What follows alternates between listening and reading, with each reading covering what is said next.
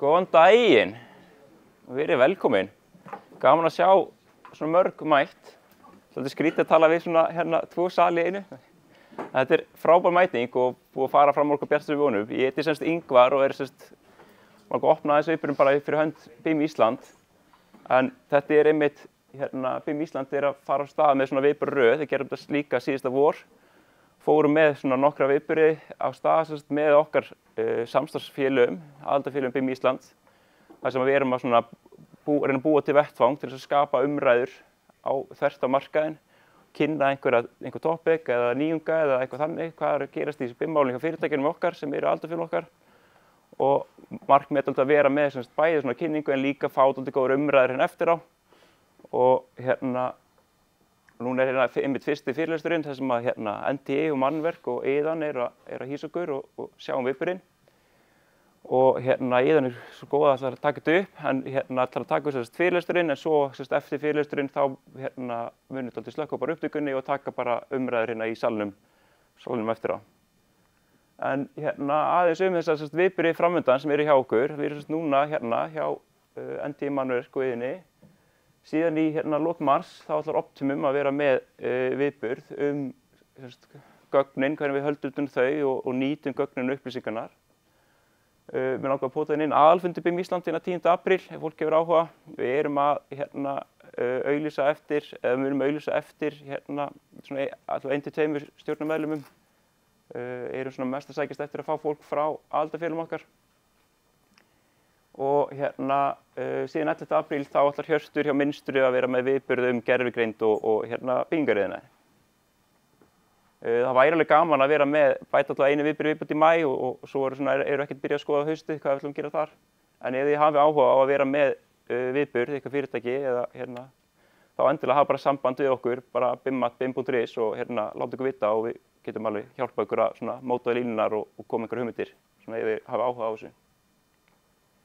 Aðeins hvað við erum að gera hjá BIM Ísland, að við stjórnin erum með nokkuð verkefni ákveðnu og þetta er náttúrulega ákveðið, má segja, sjálfboðaliða starf eða hjá okkur í stjórninni. En þetta er aðeins listi yfir þau verkefni sem við erum með á könnunni hjá okkur. Það eru þessir 5 skaflónsviðburðir sem við erum að skipuleggja. Við erum í samtali með HMS hvernig við getum stutt við það að nýta líkönnin og inn í þessar vissulegsgreiningar og þessar LCA-kröfur sem að taka gildi núna í september. Við erum í samstarfi við Building Smart og erum að skoða þetta Person Certification program sem að Building Smart er komið með. Hvort erum aðeins að kanna markaðinn fyrir áhuga á því. Við erum í samstarfi með Moljó með að skoða ETS-staðlana. Þetta er alltaf mikið topic núna á degi stafrænar mannvirkjagerðar, það sem það er kynnt. Þannig við ætlum hugmyndin er að reyna að geta auðvelda markaðnum að byrja að nota þetta og geta aðeins kennt og kynnt þetta tól fyrir markaðnum. Eins og nefndi þá er Building Smart samstarfið, þannig að tekur þetta pláss hjá okkur og það er alls konar verkefni sem koma út frá því, en svo eru líka ráðstefnur og viðburðir sem við erum að sækja og taka þátt í alþjóðlegu samstarfi og þannig eru líka að styrkja þessi sambönd út á við erlenda markaðinn. Dagur mannvirkjagerðar var í haust í Hörpunni, mjög heppnaður viðburður, vonandi gera fyrir að flest hafi tekið eftir honum. Og svo langar minna á þessa vegferð stafrænar mannvirkjagerðar. Það er bara flipin og bim.is, þar sem við erum aðeins að halda yfirlit yfir þessa viðburði eða milestones hjá í þessari BIM vegferð á íslenska markaðinum. Við langar aðeins að minnast á 2 ráðstefnur sem er í gangi núna í haust. Það er annars þessi BIM World Copenhagen, miðjan september. Þar sem að aðildarfélögum BIM Íslands gefst tækifæri á að vera með bás og taka þátt, virka þátt í ráðstefnunni. Og náttúrulega þetta er mjög víð BIM nálgun, tekið á mörgu. Og svo er það hins vegar Building Smart International, þar sem er meiri áhersla á þetta starfsemina hjá Building Smart og hvað Building Smart er að gera. Þannig ef þið eru áhuga endilega tjekkið á þessu. En við viljum bara enda að þakka fyrir okkur styrktaraðilum. Þetta er félögin sem eru styrktaraðilar hjá BIM Ísland og það bara eins og segi þessi viðburðir og þetta starf væri ekki nema fyrir ykkar aðstoð. Annars vil ég bara gefa NTI Árna hljóðið og bara spennandi að fylgjast með þessu. Já, takk fyrir. Já, góðan daginn. Árni heiti ég. Ég hérna frá NTI og teymistjóri NTI á Íslandi.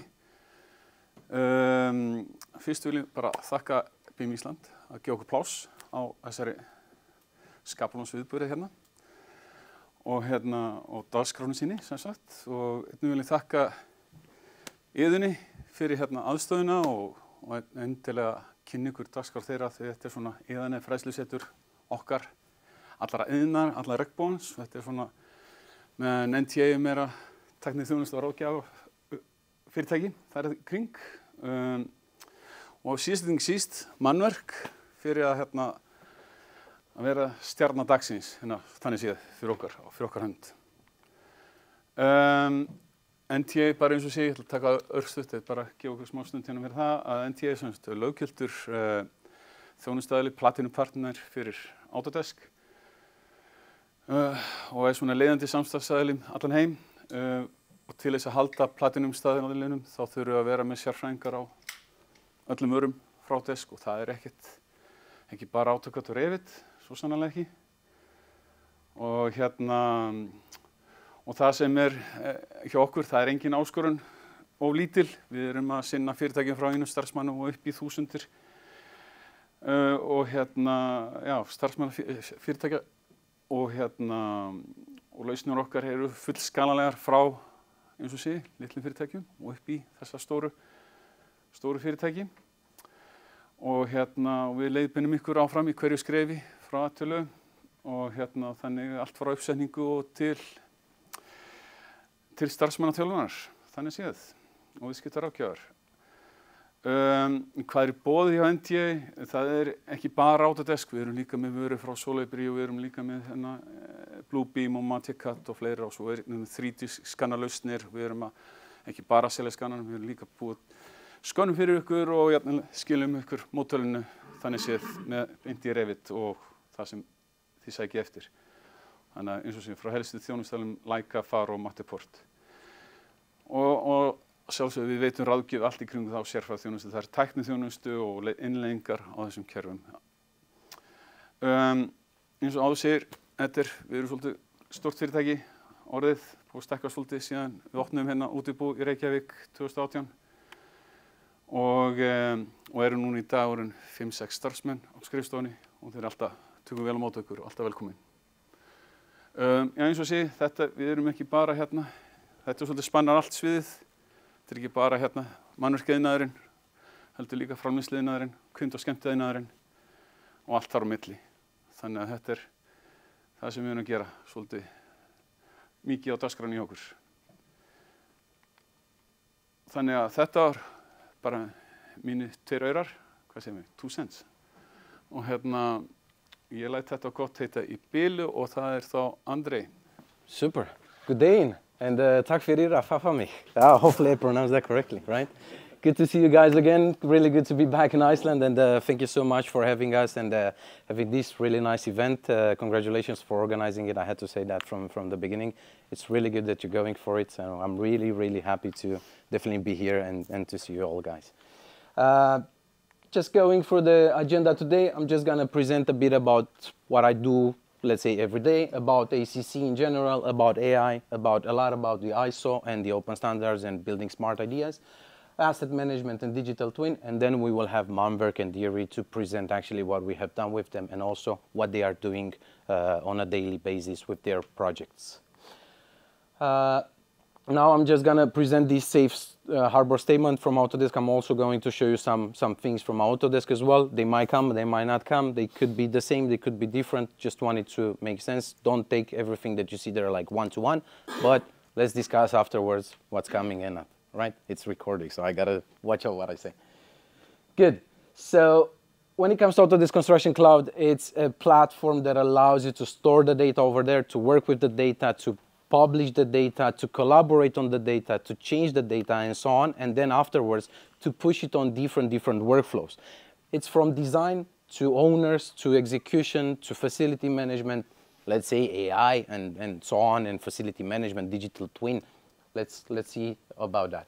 So Docs allows you to store those documents over there, to have reviews and approvals, and also to comment on that. And also we are working as much as possible to have that in collaboration with ISO 19650, ISO 9001, and also different ISO standards when it comes to assets or procurement and so on. Then also Bing Collaborate and Bing Collaborate Pro allows you to have the design models and collaboration on the design. So for example, project management, each and every discipline, as an architect, structural engineer, MEP and so on, you deliver for the project timeline, and then you put them all together and check, is this going to be okay? Is this not going to be okay? I started my experience when I was 16 years old on the construction site, and trust me, I demolished a lot of walls. So hopefully we have this one, and of course, we can coordinate better on that. So you put all the models together in one, you run clash detection, you run your quantity takeoffs, you run your project management meetings and so on, and design meetings in order to emphasize and develop the project more and more and more and more. Now, when we go to takeoff, it does what it says, right? You can extract the quantities, and the way that you do it, it's not like one shoe fits all the feet and so on. You do it one way in a company, another company does it in a different way. That's why we personalize every time we talk to a customer. We personalize the way that we talk to you and we implement stuff. Why? Because what fits in Malmberg might not fit in any other company one-to-one. Let's say a couple of things are at the core, and that fits, but then it has to be customized for you because it's your business, you know it the best how you work, and I can give you an example. I mean, where I have some big customers, they want to go away from the emails, right, and WhatsApp messages. That works for them in ACC because it's a big organization, but I also have some small customers that are like, for me, a WhatsApp message works the best. Well, change that if you can. Slowly, slowly, slowly, right? That takes time. Now, going to what we have on build, so it's processing all the information from the docs area and the design, and then we start the execution, right? We are on the site. Until we get to the build, I always had that in mind, start with the end in mind, such that when you go to the construction site, let's say that 90% of the time you're sure that what you have in there, it's not going to change, and you actually can start building a really nice building. So you don't have to, I don't know, oh, the wall is misplaced and now I have a wall in the middle of the room. I've seen a lot of columns in the middle of one room, and that could have been designed differently. And then we work on that on how do we have the drawings or the models even. If you're that developed, we can skip the drawings and then we just work with the models on the site. How do we do a process management in case you have any issues? And then we have to raise an RFI that would lead to a design change, that will also lead to a schedule change, that will lead to the most important part, which is a cost management change. Is that something that you will have to support from your own pocket? Should you put that up to the owner, or should the subcontractor or your downstream support it? That's always when it comes to the money. That's why we start with the end in mind. We put the money to the top in a way. Don't quote me on that exactly, but I know that that's a bit important, right? So that will allow us to streamline the information and to make sure that we have really good processes on that. And also then that's why I said here the budget tracking and also change order management. And then we can also look to the quality and safety of the site, your daily inspection, your quality assurance. How safe is your construction site? How many times have there been a minor injury or a small problem or a big problem? I don't know. I've seen construction sites where there have been a really big problem and the police came on the site and then the site was stopped for 1 month. Well, nobody wins on that, right? It's because the idea and the way that they organize it was not that good. That's why we are trying to get everything in one at the beginning, in one bag, and then from that, make sure everybody knows what they have to do. I always try for perfection. I can tell you, don't go for that. Perfection doesn't exist, so you can quote me on that. Good. And then what I'm going to show you today, it's about tandem and digital twins, right? How do we take everything that we have designed and executed into a future digital twin of the building, smart cities, everything all connected such that when you come back in, I don't know, 5 to 10 to 15 years and you want to change something, you actually have the whole documentation on that, online, physical. I've been in registries of old comunas, not from Iceland, in other countries where they have stockpiles of buildings like that, printed papers, and I try to find something like that, and in case there's a fire, gone. And then I will also show you some ideas about and what we can do in emphasizing the collaboration during the design phase and the construction phase as well with XR. Now, at the bottom of everything, and that's something that I really want to underline in this one, it's insights. And I always like to, every time I have a project, one project, the second one, the third one, the fourth one, and so on, I have an idea in mind that people talk about AI to help us to, I don't know, I don't want to do drawings anymore. But what about if we use AI in the way that it looks on all my 200 projects, puts them all together, gets all the problems that have happened in those projects, and if I have another project with the same customer that I had 2 years ago, it will kind of predict what the customer, let's say it's a building, it will say, don't put the beam there because the customer in the past said, I want bigger spans. So you already know that. You don't have to spend the time in designing and then rechanging it, right? That's how I see the AI. Of course, in the other sides as well, in emphasizing or taking the time that you spend on drawings to multiply them and do those for you. But I see it a bit more where we can actually, as a human being, it's hard maybe to get all the data from 200 projects and put them all together. That's where AI, from my opinion, can help us. And then on ACC, we have what it's called Autodesk Construction Cloud Connect. That's one of the solutions. I work with automations as well. It's kind of AI, but automation, right? I'm becoming not lazy, but I want to emphasize and to deliver things quickly. That means I can get some drawings, replicate them, have a problem on that automatically. If the problem says, should I send it to the designer? Yes, then it's sent to the designer automatically. Should it impact my budget and my cost contracts? Yes, because it has a value that says yes. So I'm trying to work on that. Clients are happy with it. Some are reluctant still at the moment, but the market is going up and up and up and up with that. And then one of the last things, it's also platform services. So we have this low code, so to say, integration, and then the apps which allows you to connect, and you will see later, cost management, for example, with the ERP system. In cost management, you do the calculation, you allow the project team to be present and to see the data, but then in the ERP, you don't want everybody. I've been in the SAP and Business Central. If I click wrongly and I push a billing order to somebody that I should have not sent, I really don't want to take the responsibility for that. So that's why we divide the responsibles on project team and then the business team, right? And then we connect that with this one. Now going forward, because I really want to talk a bit about the AI. What's at the moment in ACC?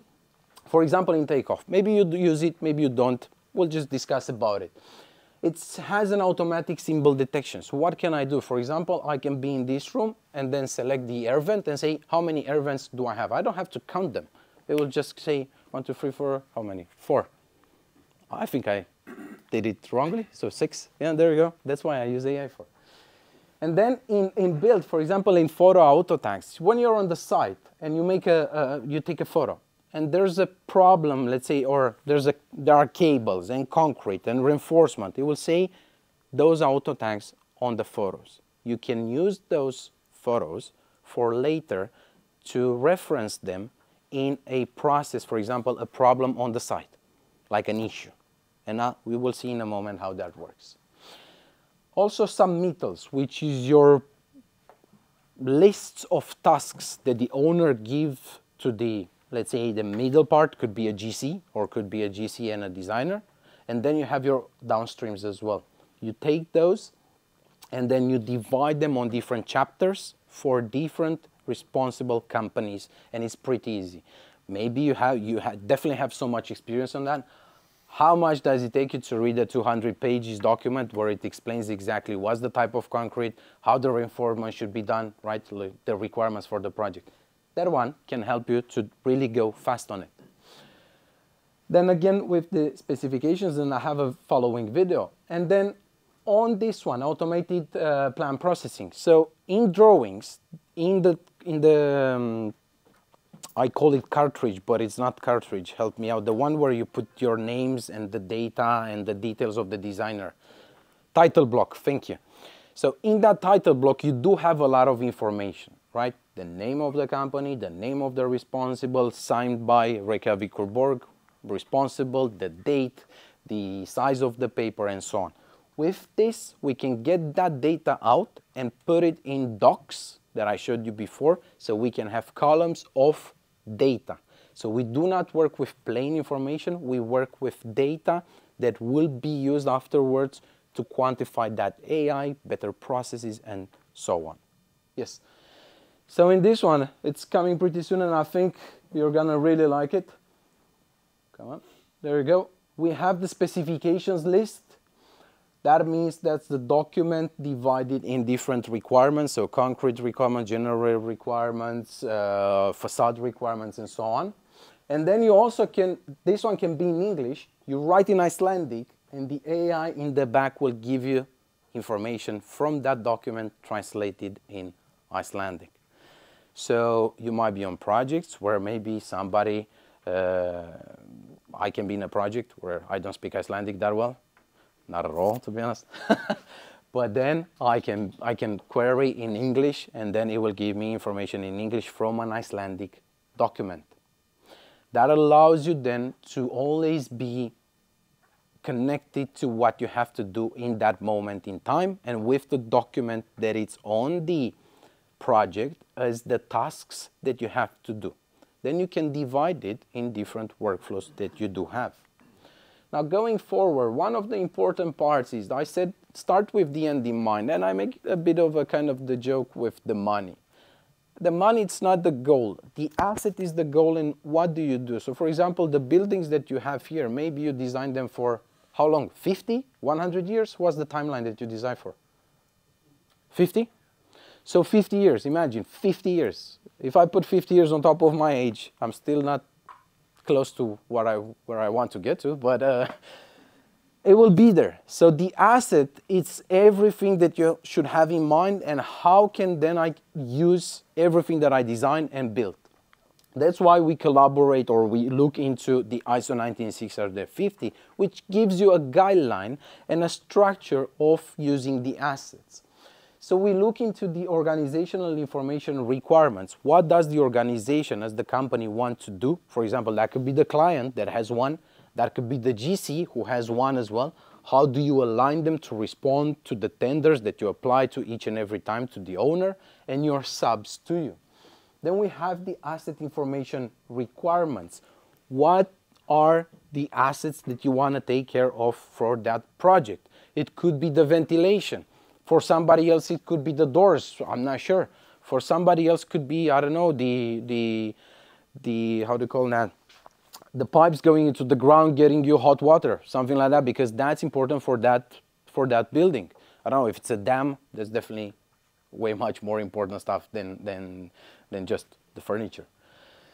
And then you have the asset information model, which will then lead to the project information model that contains everything connected to those exchange information requirements. How do you deliver the specifications that the client need? You should answer that with a BIM execution plan. Hopefully you have one. If not, let's talk. And explaining when the customer said, I want full digitalization and I want LOD 500. You might hear that a lot. How do you reply to that? How do you explain them that you can actually do that in the best manner, right? So keep the assets. That's what I want to put it onto you. Keep the assets in mind, because with this one, all roads lead to Rome, but in digitalization, from my point of view, all roads leads to asset. In ACC, we have the assets in the middle, and then we connect to that the change orders, meaning variations to the contracts that we do have.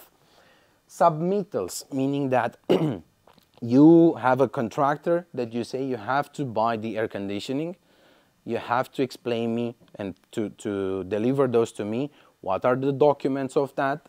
How do I mount it? How do I clean it? Where did you buy it? Was it bonus or was it Kronan, right? Or Rum Fatalagerin, I don't know.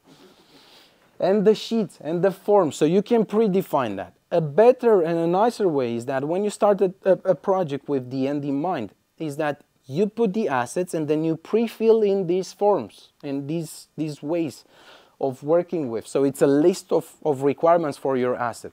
In the end, you just follow that and then your project will be more and more, let's say, collaborated.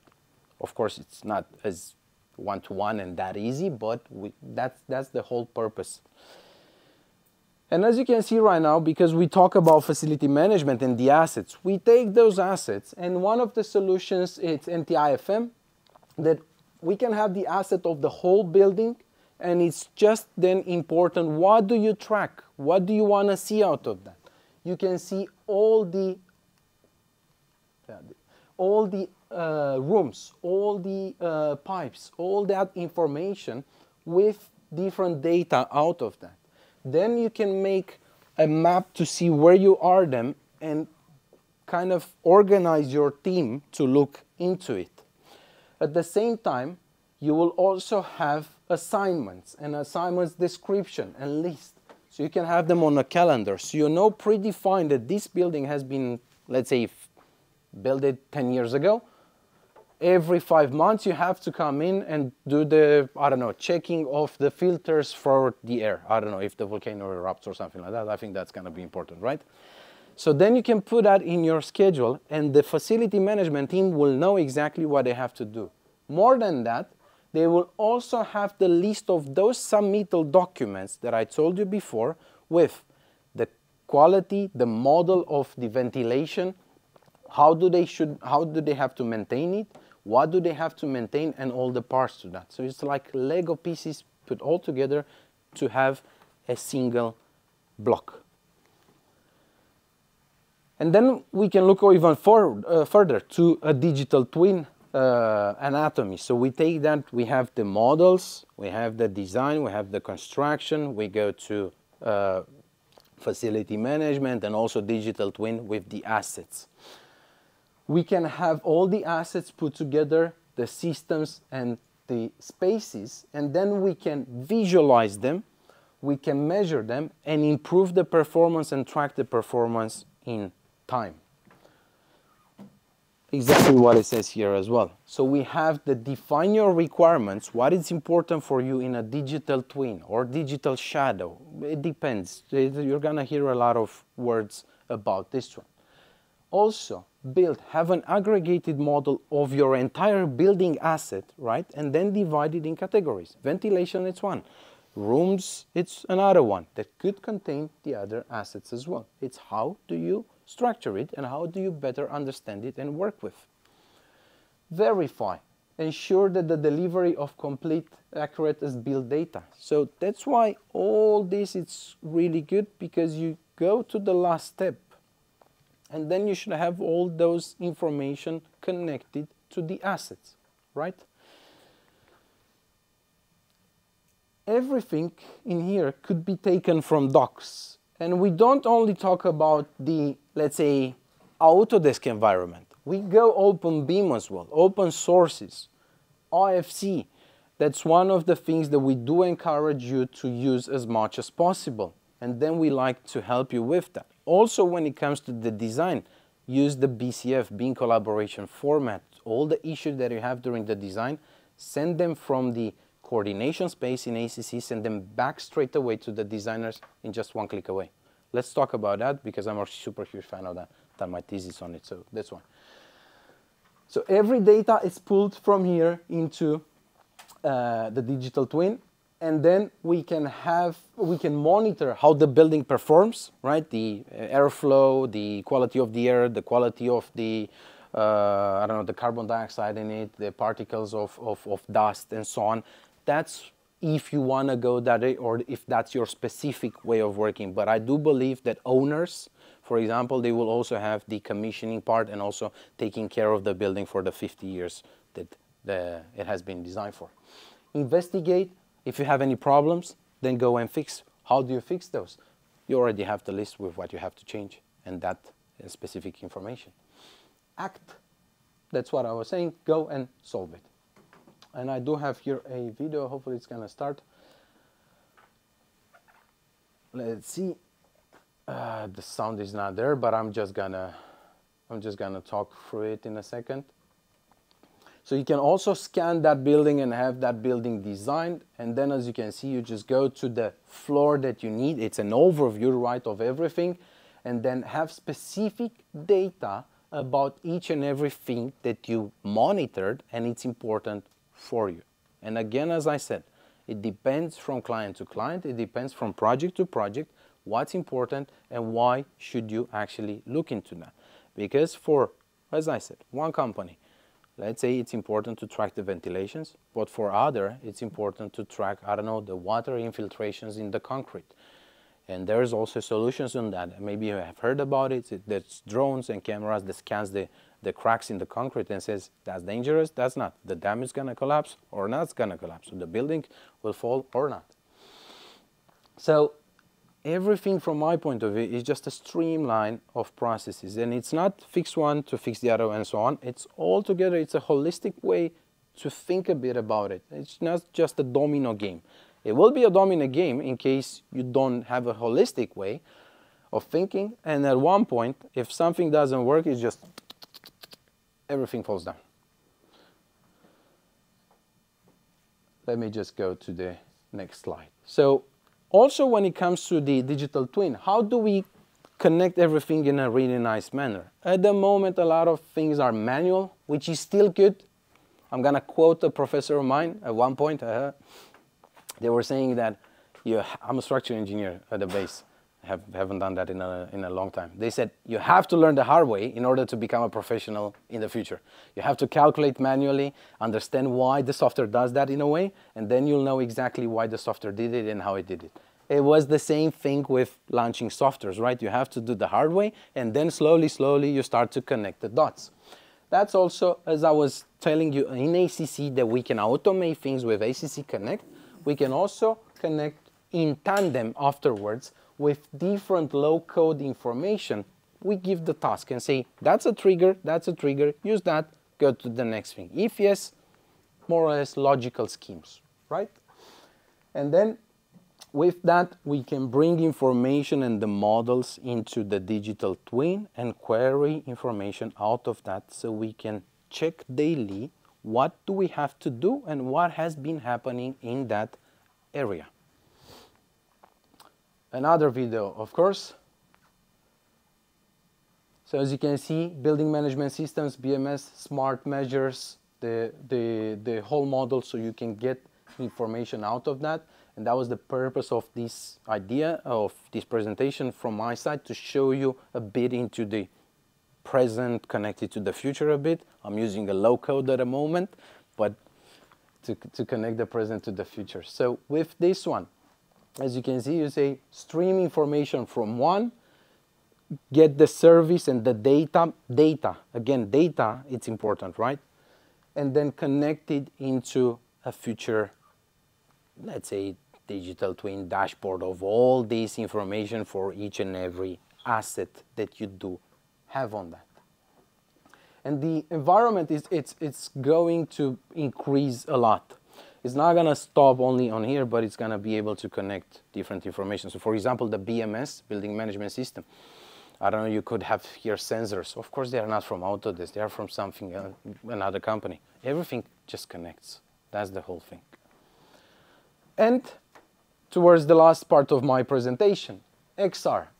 When I used to be connected to the university in Denmark and teaching with my professors over there, at one point they had a really good idea. Let's use VR goggles to help the students to see the models that they do design instead of only posters or seeing it on a small screen. That was a super huge change also in the interaction that we as the, let's say, the teacher side with the students, and also for them as well.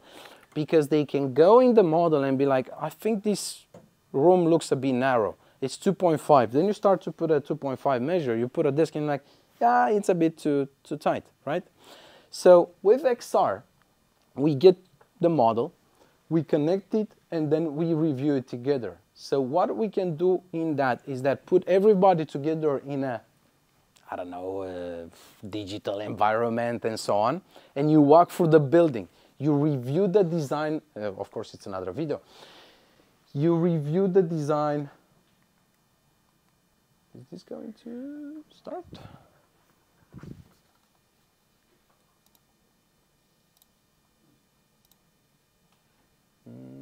Okay, it's not going to start, but let's just go to this one. You review the design together. If there are any issues, so you can foresee things such that when you go to the construction site, you don't have to deal with a lot of problems, right? That's the point of it. The designers can see that, oh, this pipe aligns well. One of the things that I can get you as an example, at least that was mine and sticks to my head, was that in a ventilation room, you have the inlet and the outlet, and that was a 150 meter tall building. It was so tight that if you have to clean behind the inlet and the outlet, the dust, you couldn't reach it with nothing because they were super tight.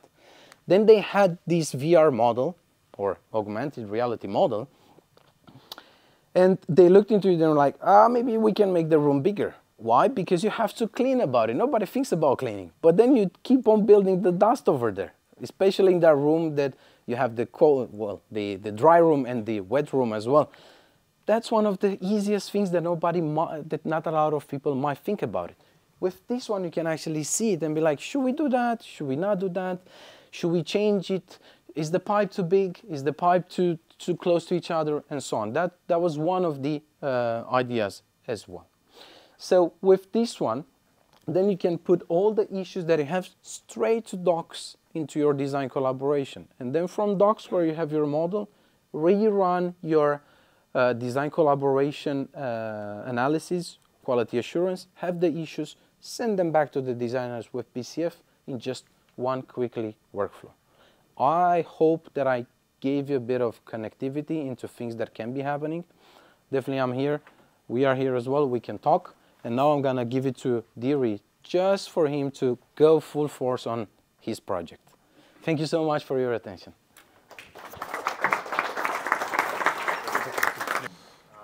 Alright, ég ætla að fara yfir, svona fókusin á build og cost management sem ég ætla að fara yfir. Kannski smá jarðtenging þá sem Andrei var að segja. Þannig að, já, ég ætla bara að byrja að kynna þess. Já, stundum mannverk, stofnað 2012 á Jónasi og Hjalta. Framkvæmdir og ráðgjöf. Alltaf verið í gagnaverum, bara frá stofnun, sem iðnaðarhúsnæði, hótel og íbúðir. Erum vottaðir ISO 9001 og já, sirka svona 50 manns sem að vinna þar og erum með höfuðstöðvar í Dugguvogi. Getur þú talað herra?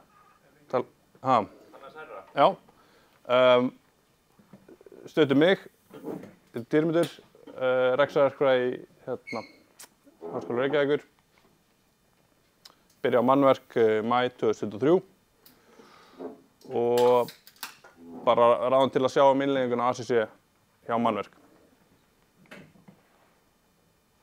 Sko, ég veit að Andrei búinn að útskýra kerfið kannski svolítið mikið, en svona, hvernig við erum að hugsa þetta, þá það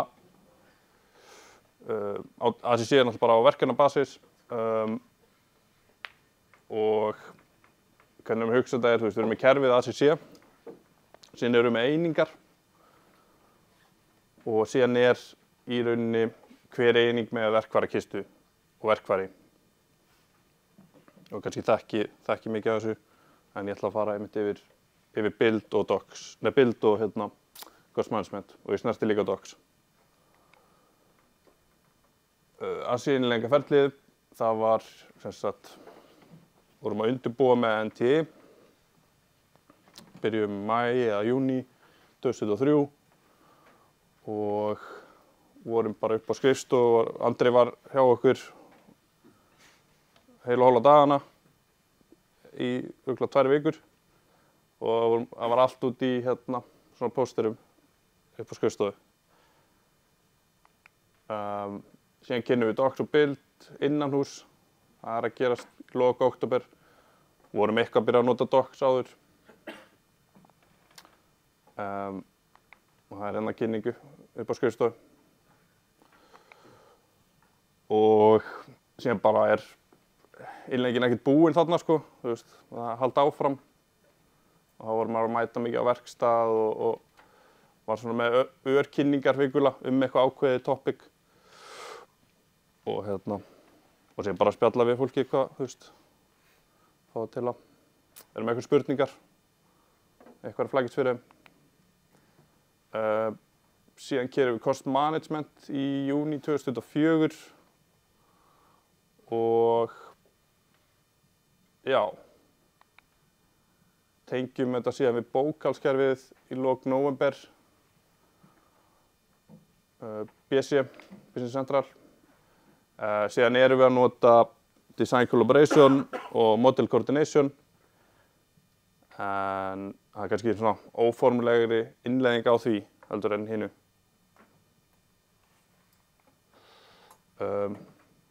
Já, ég kannski mun kíkja inn í Laugarásverkefni. Það ætlaði bara að sýna ykkur stutt myndband. Ég ætla að geta eitthvað, Tóta getur kannski kynnt eitthvað það, en ég ætla ekki að fara djúpt í það, en ég bara staðlað á 2 hæðum. Það þarf að labba inn í Efralónið og labba svo niður stiga í gegnum foss til að fara í Neðralón. Og verkefnið er semst í framkvæmd núna og verður tilbúið í sumar. Þetta er svo gufa, bæði blaut og þurrgufa og kaldur pottur og heitur pottar líka.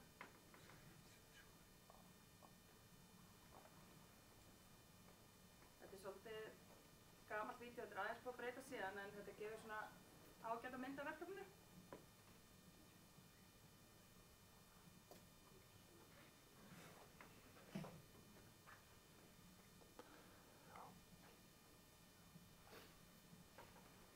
Þarna er síðan Infinity Edge þar sem vatnið var að renna yfir og það er alveg ótrúlega fallegt útsýni þarna yfir Vörðufellið og brúna. Jú, þetta er flott. Takk Tóta. Já, bara smá. Já, þá bara fyrir beint í þetta. Docs, svona, já, miðlæg skjalastjórnun, skjalavistun, files. Þú veist, það var hægt að tala endalaust þetta, sko. En ég ætla að fara svona hratt yfir þetta. Við vinnum eiginlega í anda svona ISO 19650. Við erum notað Work in Progress, Shared og Published. Work in Progress, þetta er bara rauninni vinnugögn og eitthvað sem þú vilt ekki deila með öðrum. Og það er bara takmarkaður aðgangur að þessu svæði. Þannig að þú veist, kannski er þetta á fyrirtækjabasis eða bara alls konar. Síðan erum við Shared. Það er rauninni hugsað bara samfélagssvæði sem getur verið að deila gögnum með öðrum. Og síðan er Published, það er rauninni fer allt í gegnum einhvers konar rýni til að geta endað þarna. Þannig að þetta er bara útgefið efni.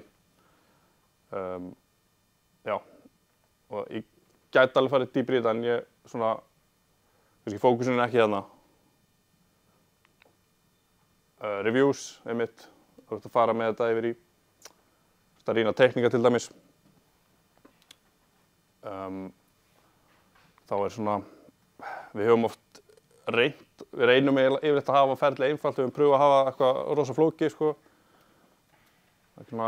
Okkar reynsla er að það virkar ekkert svakalega vel, sko, en þú veist, kannski getur haft, þú veist, rýni sem fara á milli staða, en við höfum yfirleitt verið eins eða 2 skrifa ferli. Já, einmitt fyrir að Published. Notum issues mikið í nýrum, í staðan fyrir að nota comments, þeir sem þekkja. Þú veist, þá erum við yfirleitt að einblína á nota issues, þannig að við getum rekið vandamáli áfram. Já, þannig að þetta var einu bara stutt docs og hérna, það voru að build. Þetta einu bara, já, hvernig það lýsir þessu, sameiginlegur staður fyrir alla aðalega verkefni sem framkvæmdastigi. Og síðan þetta bara, já, verkefnastjórnun og geðöryggi og allt sem því tengist. Issues, það líka í docs. Líklega stærsta verkfærið. Hvernig svona lýsa já, nota til að skrá, benda á, fylgjast með og leysa vandamál. Þarf ekki einu sinni að vera vandamál, bara til að benda á eitthvað getur nota issues. Og og skrá hluti. Já, þetta nota bara í eiginlega öllum sviðum hjá mannverk. Allavega snertiflötur alls staðar. Og já, ég fekk kannski sýna eitthvað smá á tölunum minna eftir fyrir issues. Og þið kannski þekki þetta ef þið hafa notað docs áður. Þannig að þetta svona skipt upp í flokka. Hönnun issue sem verður notað einmitt fyrir öryggismál. Ef það verður slys á staðnum, þá er þetta trakkað og fylgjast með því. Og bara, já, bara svona sem trakkar í rauninni, sko. Forms, skýrslur og eyðublöð. Svona dæmi notkun forms. Það eru dagsskýrslur til að halda utan tíma, vinnu verktaka og eru með nauðsynna upplýsingar daginn. Meðan að dæmi þetta, eins og segi, ég ætla kíkja á þetta á eftir og sýna ykkur aðeins hvernig þetta er. Öryggisúttektir, taka það út í forms. Og hérna verður oft til, þú veist, eins og við erum með near miss issue, þá er það oft skráð, bara þú veist, þegar öryggisúttektirnar eru gerðar. Og síðan eru líka með áfangaúttektir sem við skiljum inn, og líka með það sem forms. Og heila best að sjá þetta, sko, þannig ég ætla að sýna ykkur þetta eftir. Schedule, hérna eru allar tímaáætlanir, verkefni skemmdar. Helst að nefna verkáætlun, en bara allar í rauninni tímaáætlanir. Þær eru ekki útbúnar inn í schedule, þær eru útbúnar í öðru forriti eins og Microsoft Project eða Primavera sem við erum að nota bæði. Og það er plans inn í RC og við höfum eitthvað verið að fikta með það, en við notum þetta mjög mikið bara sem viewer og gefa út tímaáætlunina. Já, við notum sem viewer og vinnugagn til verktaka og upplýsingagjafir til verkkaupa. Og kannski góða þetta líka og getur síað eftir einhverju ákveðnu og senda síðan á þann aðila sem þarf að sjá það, þá sér hann bara þetta sjónarhorn sem þú varst að horfa á. Og það er þetta filter eftir alls konar atriðum. Já, og kannski kosturinn við þetta einmitt að hafa þetta þar er að þú opnar á tenginguna, tíma, kostnaðar og gæðis.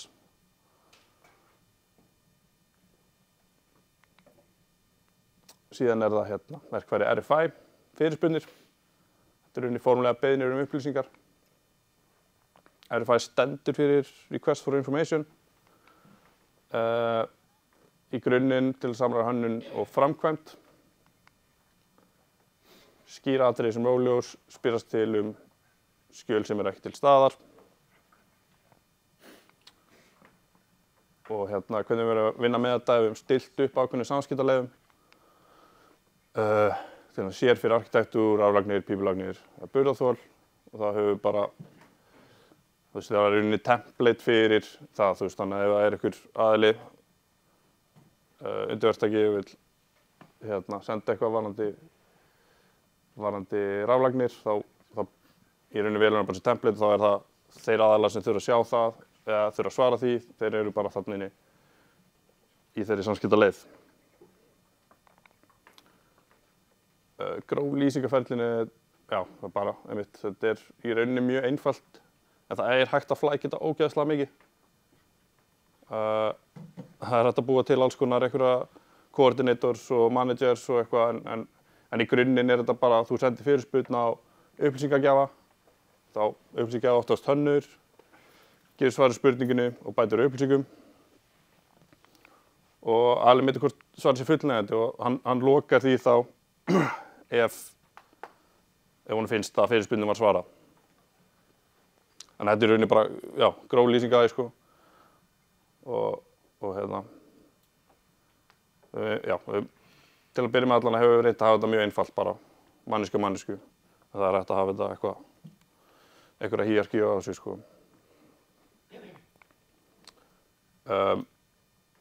Submittals, þetta er í rauninni samþyttir á efni og búnaði, efnissamþyttir.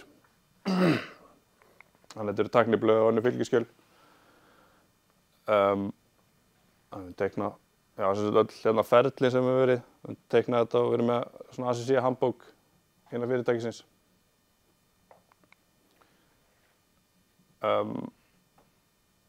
Já, síðan er þetta líka nota bara fyrir aðra samþyttir. Við höfum einnig pröfað að halda utan útboð í Submittals og bara verið að trakkja þetta þannig og bara beðið þá verktakaskilin gögnum inn í Submittals, bara búið til og gefið linka það og sem bara haldið utan það. Já, meetings, fundagerðir. Þetta er, já, notaðu fundagerðir, bara skrá og halda utan helstu fundi. Og þetta er mjög praktískt fyrir einhverja svona reglulega fundi, eins og verkfundi. Getur látið þetta bara rúlla upp á og svona atriði sem er búin að fara yfir, getur lokað þeim og þau detta út í næsta fundi. Já, bara dæmikið notkun, útboðin dagskrá og þá er bara listi og sjá þarna statusina við hliðina á umræðuefnunum. Þá er þetta bara að gefa ákveðinn status og þetta er að tengja allt innan kerfisins. Eins og með eiginlega öll tólin í ACC í bild. Sem fundur haldinn og það skrá hverju mæta, hverju ekki.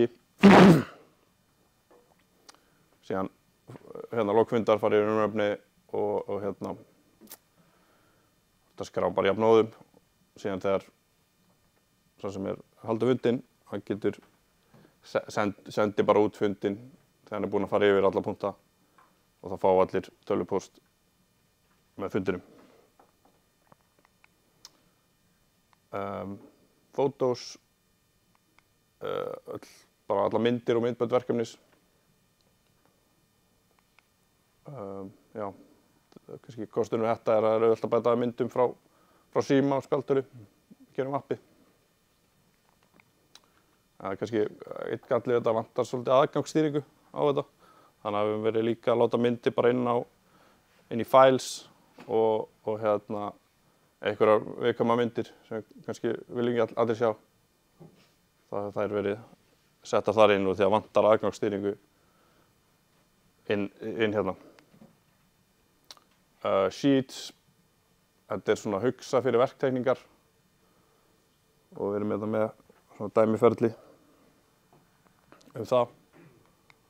Þetta er raunina sama og published og oft er bara published notað í staðan fyrir að nota sheets. Það er vegna þess að þetta er rauninni ekki manual ferli, sem sagt ferli frá published yfir í sheets. Það er svolítið svona manualt. Það er ekki mjög þjált, en þegar við höfum gert það er bara þægilegt fyrir undirverktakana að geta skoðað bara opnað í appinu og séð teikningarnar. En þú veist, þið geta líka samt opnað inn í files. En þetta er svona, já, gæti verið eislega tíma að vera alltaf komið sér inn í sheets og og kannski gleymist að henda teikningunum yfir í Sheets og þá komið ósamræmi á milli Publish og Sheets. Það er ekki gott. Önnur verkfæri, við erum notað Correspondence, mjög gott tól en kannski ekki mikið nota. Það er hérna svona project email, það er að nýta sér það. Reports, já, að framkalla skýrslur. Þetta er oft innbyggt bara inn í öðrum tólum, getur bara krita report á einhverju filter inn í einhverjum öðrum tólum eins og issues til dæmis. Members, aðalalisti verkefnis, bridge, brúa á milli skjala, var þetta að hafa sjálfvirkt eða ekki. Við höfum alveg verið að nota þetta alveg nokkuð. Síðan er assets. Við erum að þróa þetta með commissioning liðinu. Og svona tengslu við það, við erum að byrja þar. Og já. En þið sáu náttúrulega að Andri var að sýna ykkur annað, þetta tengir þetta við allt. Þannig að þetta er svolítið svona endapunkturinn á bild. Þannig að, já, kannski einhverjar spurningar bild. Já, ég meina spurningu, ekki ég Já. Nýjum Landspítala. Hvaða verkfæri voru að nota til að halda utan svona verklega framkvæmdir áður en þið byrjaði að nota? Vorum nota manna áður en notum ACC. Já. Hvaða kosti sjáu þið í þessu umfram það sem þið voru að nota fyrir ykkar reynslu af því? Nánast allt, sko. Já, nánast allt bara í rauninni, þú veist, bara allt það sem ACC býður upp á. Þú veist, það var eiginlega ekkert að byrja saman, sko, við hitt og tengingarnar á milli, þú veist, alls. Er eitthvað sem ykkur finnst vanta? Það sem þið myndu vilja sjá? Já, klálega. Það er til dæmis bara, ég nefndi á með photos og svona. Það er alveg sumt þarna sem mætti bæta, sko, og stundum er það bætt. Þetta er náttúrulega stöðugt í þróun. Þannig að, já, en okkar mati besta kerfi út af markaðinum til að nýta sér þetta. Þetta nokkuð smurt að koma þessu í virkni til starfsmanna og innleiða þetta og fá verktaka til að sér og... Það er bara mismunandi, sko. Heilt yfir já, en síðan bara kannski mismunandi milli verkefna og líka bara starfsmanna eða þú veist, persónubundið sem eru bara hlutir að aðlaga sér eitthvað sem er ekki. Þannig að það var svona, en síðan hefur líka einhver aðrir þættir áhrif eins og bara, já, stærðverkefnis eða hraðverkefnis eða það getur haft áhrif. En heilt yfir, já. Ég veit tvær spurningar þarna, Ásgeir frá Landsvirkjun. Er það að nota Submittals fyrir eins og þegar verktaki biður steypuleyfi eða fá loka verk eða hann er að senda beiðni úttekt? Nei. Nei, það er meira forms sem við notum. Já, notið forms meiri það, já. Forms til það, þá er hann að skila gögnunum þar eins og sínum minni úttektum og einhver sem hann á að skila með í forms. Já. Formsýrun, Já. Submittals væri eftir samþykktir. Já. Þegar þetta er framkvæmda þess að stjórnlefis.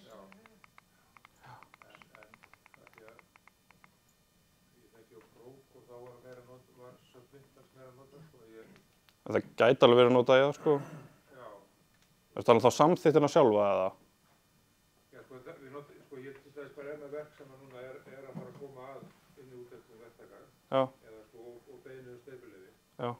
Þá er það, hvaða vettvang á ég að nota í ACC sér til þess að hann skili inn þá beinu steypuleyfi með sinni innítekt og einhverjum kannski gögnum, hvort það myndatöku að það sem sko.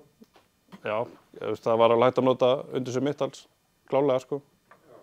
Og halda utan í samþýttina þar. Það er alveg gott dæmi um það sko. Já. Þó kannski við höfum ekki notað nákvæmlega eins dæmi sko. Nei. En þú veist, já, klálega sko. Ég er náttúrulega að setja upp úttektarleyfi eða sem sagt form fyrir Búrfellslund. Já. Og það verður gert í form. Já.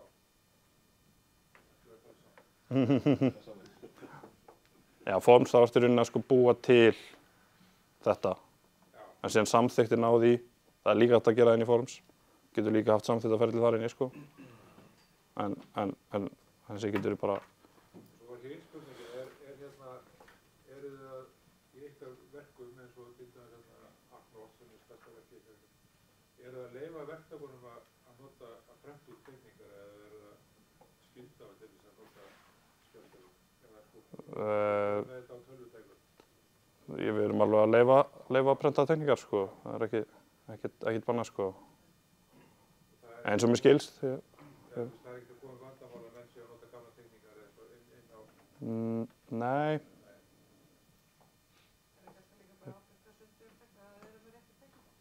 Já. Jú, en það öðru verkið sem verið, þar var þetta prófanóta mikið, en þar var sko neðstónu grunni, þar var játnarnaðin, hann var með útbrentaði teikningu kannski inn í vasanum. Já. Og kannski, og síðan eða eitthvað svoleiðis, þannig að það séur Já. Startfundi byggingarstjórar er kannski líka svolítið þáttur í þessu. Já. Passa upp á... Já. Það er meira kannski, já, ábyrgða vandamál heldur en kannski eitthvað kerfisvandamál, sko. Ekki að í vasanum við játnarnaðin. Já. Já. Einn spurning, þú þarf að nefnir það að við mögulega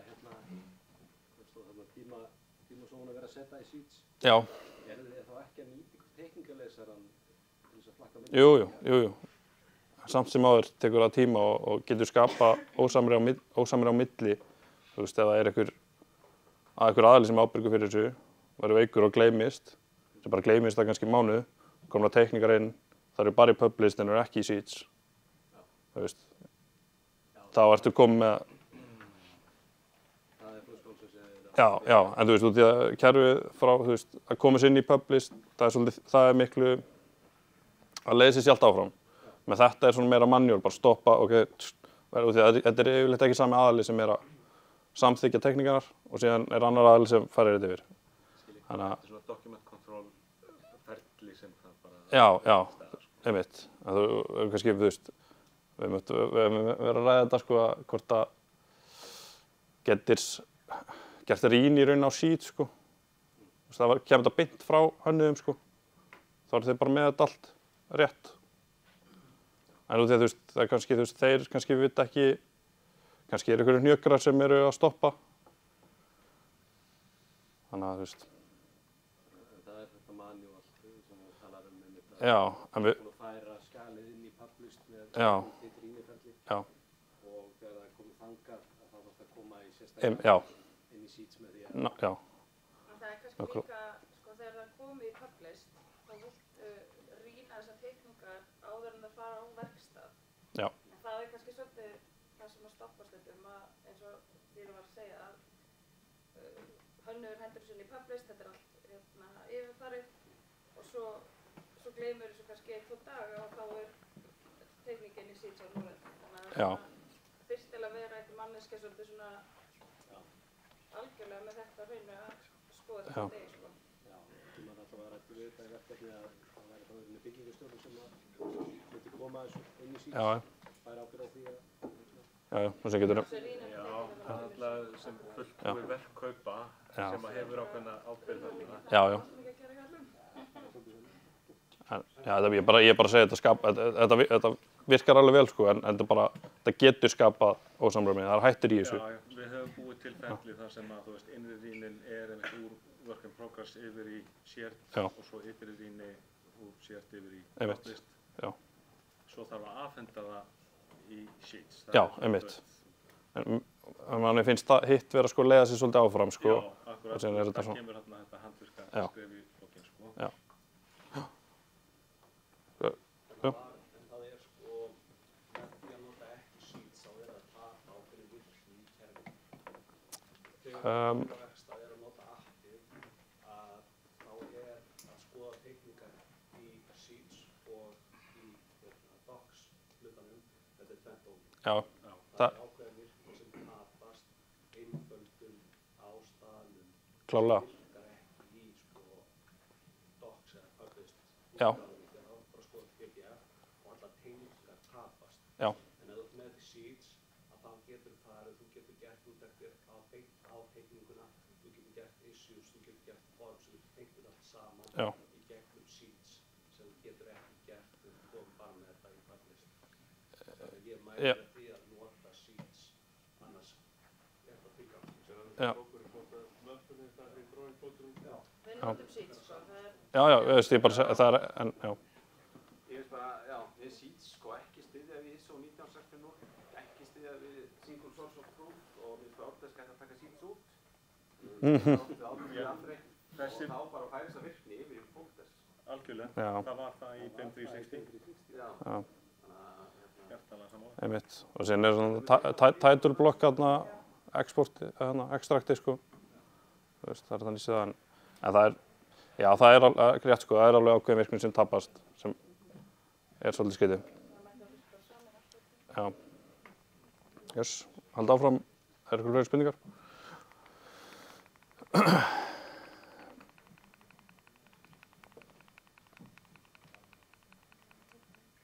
Já, síðan tek ég líka spurningar í lokin. Já, það var sem sagt cost management, sem svona auka angi á build. Og það er bara kostnaðarstýring verkefnis. Já, hvað er cost management? Þetta er bara utan fjármál verkefnis. Fjárhagsáætlun, samningar, breytingarstjórnun, fjárhagsspá og fleira. Já, hér er hægt að bera saman áætlaðan kostnað við raunkostnað sem við erum að gera. Og tengdum bókhaldskerfið Business Central við ACC, sem við komum inn á.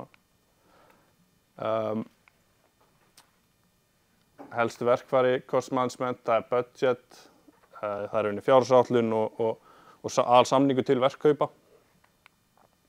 Síðan erum við kost og það er bara allir samningar eins og verksamningar og bara allur kostnaðarverkefnis, bara samningaformi. Síðan er það change order sem er bara halda utan breytingar á þá fjárhagsáætlun og síðan á samningum.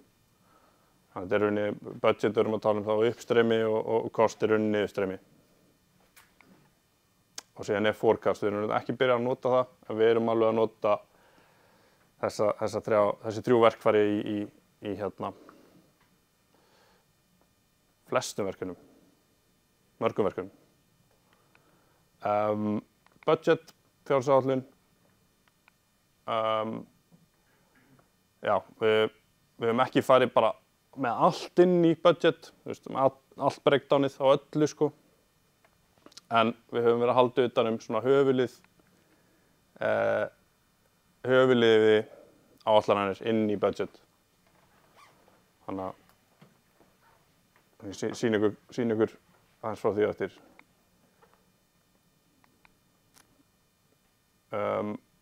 Cost contracts, þetta er kostertól og í rauninni budget líka, budget skiptist upp í fjárhagsáætlun og síðan aðalsamning. Það er cost, og ég tala cost contracts og það er tala samninga. Þetta er samningastjórnun við Birgja, undirverktakahönniði og bara í rauninni alla aðra aðila sem vinna verkefninu. Það vilt í alvörinni trakka allan kostnaðinn. Verksamningar, innkaupapantanir, ráðgjafarsamningur og fleira. Já, hver samningur er tengdur við línu í fjárhagsáætlun, hvernig við höfum stillt þessu upp.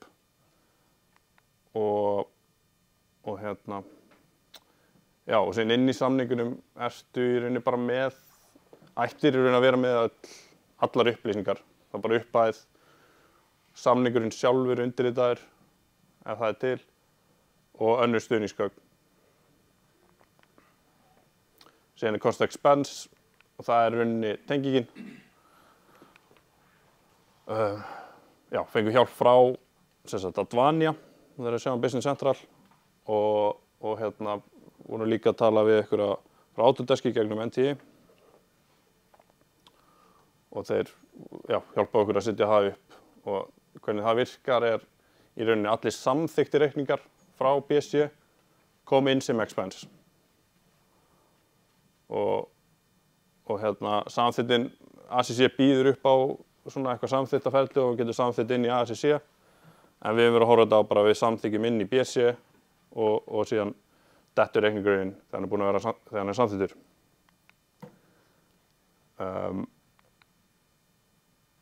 Já, og síðan kannski, til þess að geta samþytta reikning inn á samning þá þarf hann að vera undirritaður eða executed, komin í stöðuna.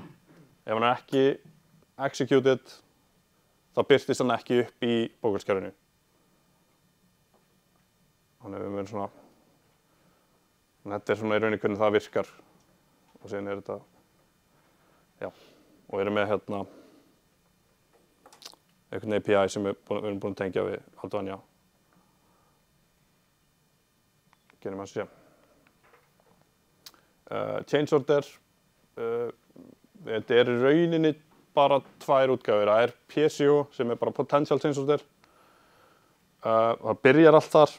En þetta í rauninni bara, við erum bara að hugsa tvennt, þetta í rauninni bara, owner change order sem í rauninni breyting á fjárhagsáætlun og síðan erum við með supplier change order sem í rauninni breyting á samning. Þannig í grunninn þetta frekar einfalt og við teknað upp ákveðin ferli fyrir það. Já, sem kannski allt snerta, þetta er það sem við erum að nota. Síðan, kannski hvernig svona samantekt á þessu öll saman, hvernig þetta draga þetta allt saman. Og þú ert að búa til alls konar upplýsingar, og ert með alls konar upplýsingar, fullt aðeins að koma að þessu og þú veist, hvernig ætlar að nýta þér þetta? Þá hugsa svolítið mikið til Power BI og við erum svona að þróa ákveðin mælaborð fyrir verkefni. Og kannski sýni það núna. Þetta er rauninni seinasta sem ég ætla að sýna.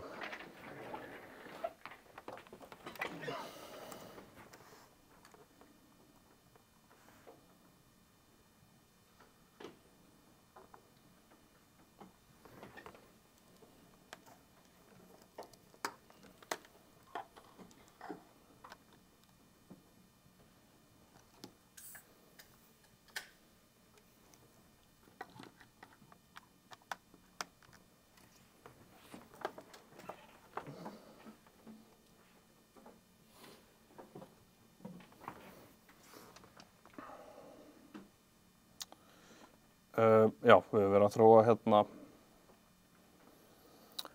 mælaborð sem er rauninni að taka bara allar þessu upplýsingar sem ég er búinn að vera að fara yfir. Og þetta er í þróun, þetta er ekkert búinn að ekki neitt ákveðin, en þú veist, við höfum verið að búa líka til mælikvarða eins og bara munurinn á hversu mikið er búið á áætlun og hversu mikið er búið af budgetinu. Og það þýðir að, þú veist, með budgetið, revised budget á móti actual cost. Man getur borið saman hversu langt við erum komið með það og þú veist hvort það sé á sömu leið. Og einmitt verið að draga bara upplýsingar úr issues, reviews, RFIs, submittals, forms og þetta búa til alls konar mælikvarða því.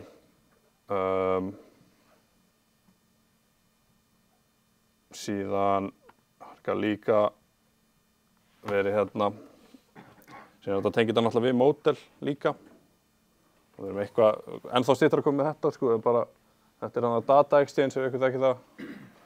Þá til dæmis ef ég væri langað að sjá hérna steypu í húsinu og get ég séð það hér og hversu mikið það er, hversu mikið svæði það tekur og já, þetta klikka hérna og sjá og þetta er inn í hérna Power BI, ég er ekki inn í ACC eða eitthvað og Tengirðu þetta við dashboards í Insight á ACC? Já.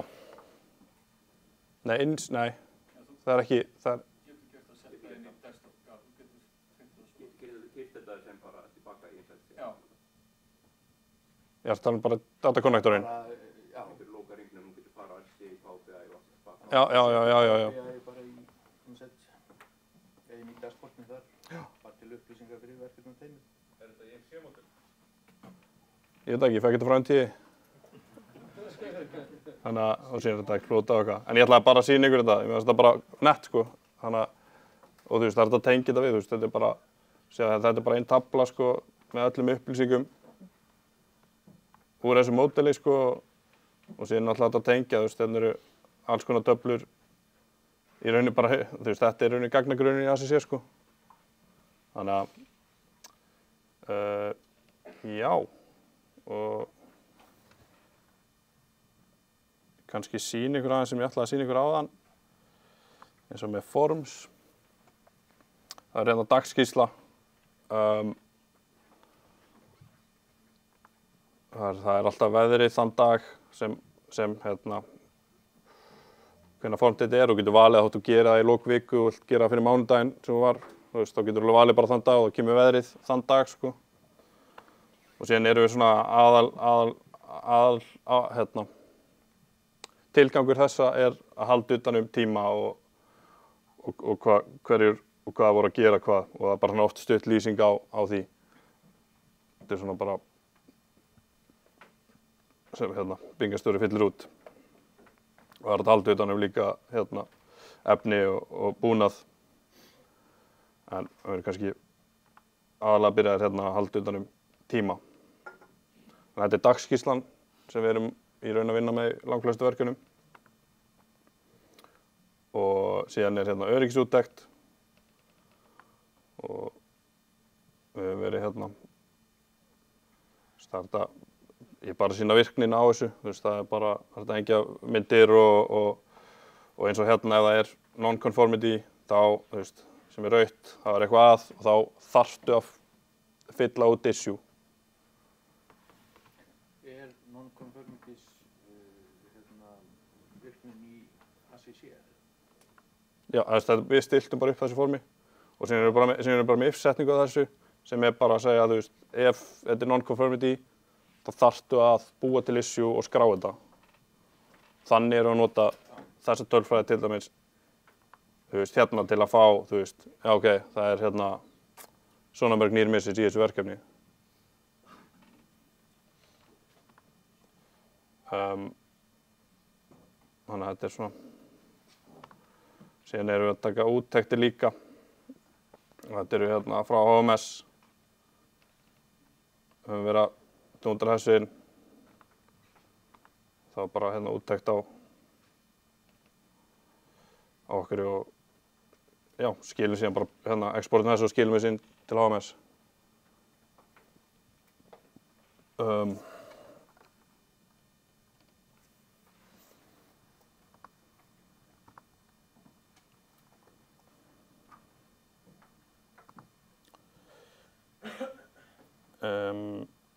Já, kannski á hvernig tólin, kannski sína kannski aðeins bara hvernig tólin eru, líti út. Þú veist, ACC lítur svona út fyrir þá sem hafa ekki verið með það. Þú veist, þú ert alltaf með eitthvað verkefni og síðan ertu með þessar einingar hérna. Og hérna erum við build og hérna umtalaða sheets hér. Það er alveg þægilegt, þú veist, í viðmóti. En eins og segja að koma í þangað, það er kannski vandamálið. Möppustruktúr.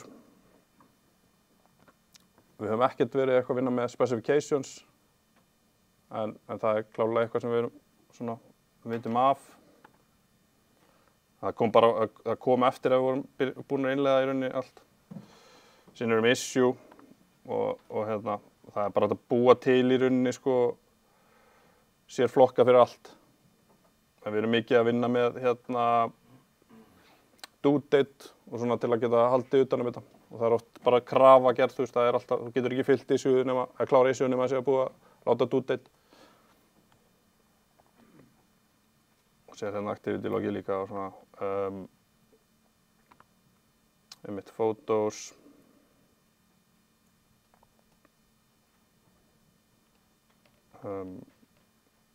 RFIs. Það rauninni bara þú skilar inn spurningu. Fær svar.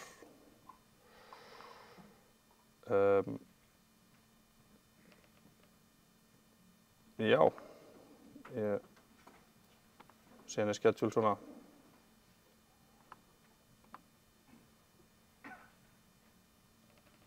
kannski sýna ykkur kannski í kosta eins áður en ég klára. Hvernig við erum að vinna með þetta og ég var að tala um áðan, þetta eru höfuðliðir. Við erum kannski með einhverja, það hægt að halda utan fjárhagsáætlunina alfarið inn í RCC.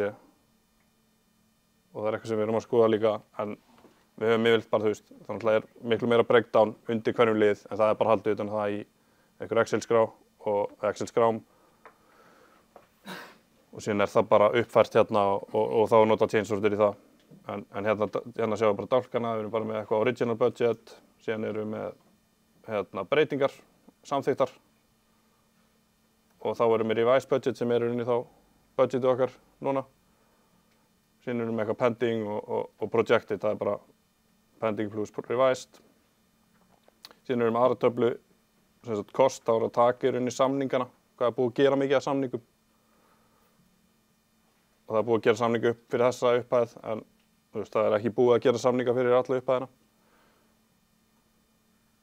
Og síðan bara breytingar á því, approved, pending og projected cost. Og síðan erum við með actual cost, reikningarnir koma allar inn og það þetta að sjá bara, klikka og sjá bara, þá koma rauðin bara á reikningunum. Þannig þetta svona, síðan eru auka featuresar á þessu, variants og svona. Cost, þá erum við rauninni bara með samningana. Og þú gast líka séð samningana hér, það eru tveir samningar hengtir við þessa budgetlínu. Og en já, það er svona samningar gerðir á budgetlínur og þeir líta bara svona út. Það er sett einhver supplier sem undirverktaki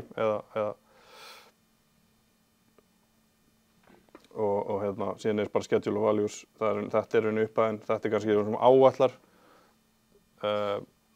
En í langflestum tilvikum þetta bara sama tala. En ef þú áætlar kannski gerir 35 milljónir en samningurinn bara upp á 30 milljónir. Þá áætlar að koma ykkur aukaverk eða eitthvað. Og þá tekið budgetið þá í rauninni það í rauninni þetta hér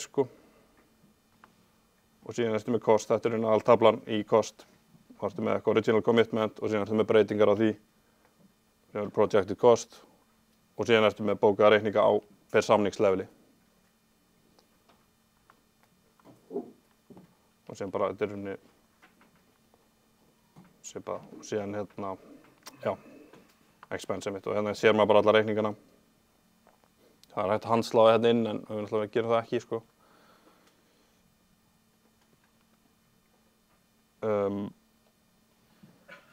Já, sem breytingarstjórnun. Það bara fyrir eftir umfangi. Það sem sagt bara budget og cost eða cost only og það var teiknað upp var með ferli á hann.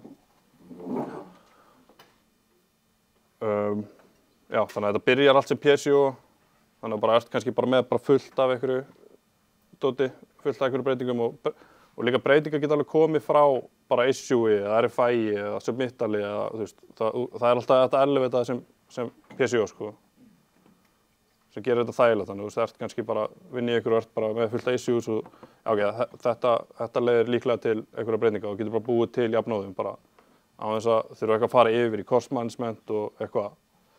Þannig að það er mjög þægilegt. Það kemur alltaf inn sem PSO, síðan bara hægt að generata annarkvort owner change order eða supplier change order, sem þá bara, þú veist, owner change order, þetta bara breyting á budget línum og supplier change order breyting á samningum.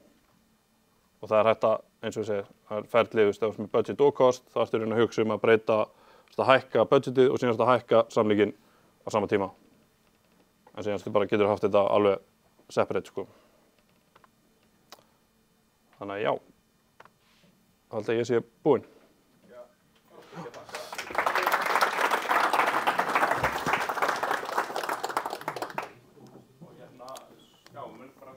Fyrir komuna, ég sé að Sigmar að byrja að freyma í burtu. En annars ætlum við að halda áfram og bjóða upp umræður og Dýri getur svarað spurningum og fleira.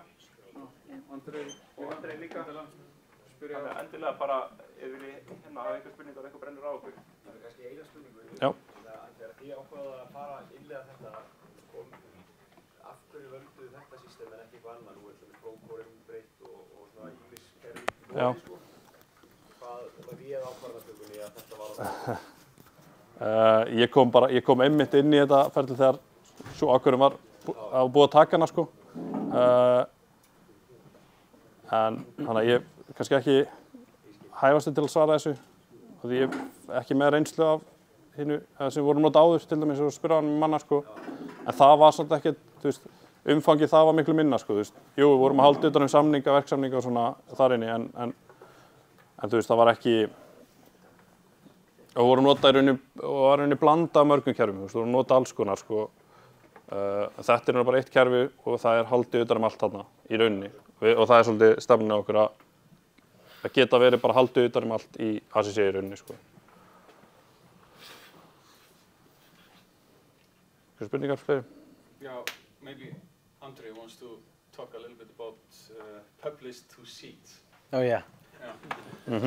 So from what I know in Icelandic, I understood Sheets and a bit of problem, and I was like, okay, well, let's clarify that. So it is like that you have the information in docs, right, in published, but what I'm saying, it doesn't fit all of you. That's why we talk to each and every company directly, that it fits your workflow. You have the companies, the documents in published. The way that we think about that, in published, you will have the package, let's say documents, that you went to the permit with, right? Then you have on the OMS, right? You get the stamp from the Comuna, and you know that with that package of information that it's in published says for permit, right? That's a clean document. You got your stamps on it. Then that's why that's the connection for published, because when you put published to published, I know it sounds yeah, like that, it's recorded, so let's leave it like that, right? It's to publish, because then the team on the construction site will get that drawing, but you also have it saved in your database as documents.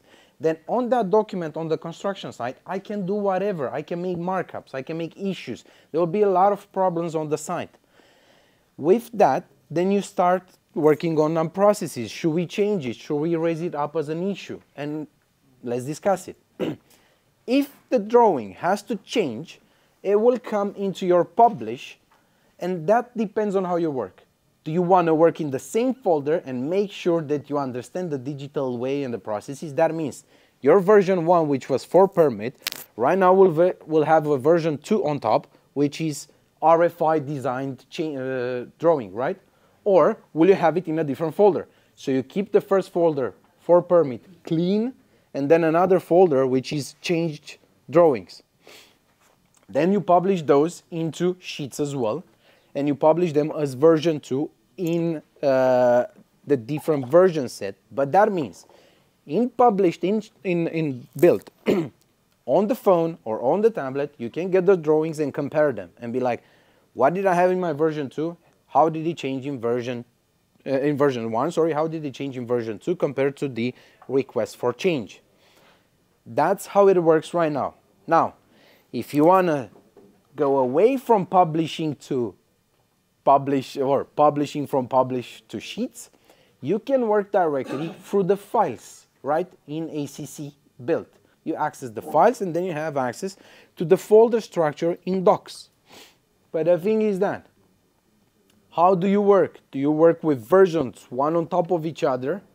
Can you make sure that your team will not put an issue on version 2 and right now you're on version 6? If yes, go for it. If not, don't go for it. Would you like to have different folders? Like I said, for permit, a clean one that you can always come back as a handbook of the building and then have here, let's say, design change 1, design change 2, design change 3, and so on. Or do you want to work on top of each and every one of them?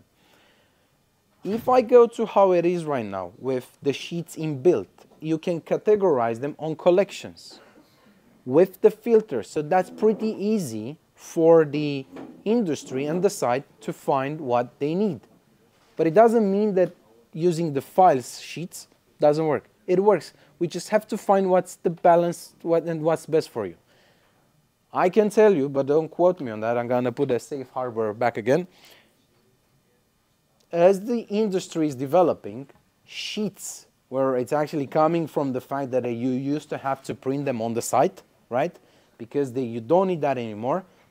It might be going directly through the files, so you have access to your model. A model which already has the sheets attached to. You know, in Revit, you have the sets, right? When you publish a set, you have the 3D model with the floors. I believe that's where it goes next. But at the moment, there are two ways that you can work with sheets on the site, and I think both of them could support everybody's workflow. We just have to find out how capable and what's the capacity and the understanding of the team to work with that, and make sure that they just work with it. And I have clients who use the same ways, both ways. And they're happy with that. I understand that there's a bit of an annoying part that you have them in publish and then you have to publish again to sheets. We can automate that for you. So we can work on that and automate it. And as soon as it gets into publish in the for permit, or how you call it, approved by the Comuna, it goes into publish. Your site team will have it on the phone and be like, okay, no more WhatsApp. Let's just go and start building. Does it make sense? Perfect. Do you have any questions on that and also on something else? I just have something to add. Yes, please. For the sheets to work properly, we need to have our drawing numbers according to the CAD standards. Yeah. And that makes me think about the submittals function you were talking about earlier. Suggested submittals. Yeah. We need the specification numbers. Specification numbers. Yeah. They are standardized as well. Yeah. We need to look at that before we can have the machine read. Yeah. So if you want to connect your model, your building element with a number from the specification quantity, so you can possibly in the future click on it in the model. We need to take a step back and look at the basics. Yeah. But I think in Iceland you already have a standard with specifications numbers and like 5 point, was it interior design or something like that? If I remember correctly, 5.2, 5.1, and then Jarvina and so on. So you have them stratified, and that's a really good example. Now, as you saw, there's a new availability function in ACC right now. It's called automatic title block, or extracting the data. The same thing that Sheets does in build, it can do in Docs and extract the data and put it on columns. That's why that could be a solution to work on the site through the files and the model. But is the team digitalized enough to do that? I've been on sites where people are just flying drones, and with the drone they do everything. And I've been on sites where they're like, a piece of paper, where's the toilet? So find a balance. I can't say which one works for you, but we'll define it together and find it out together as a team.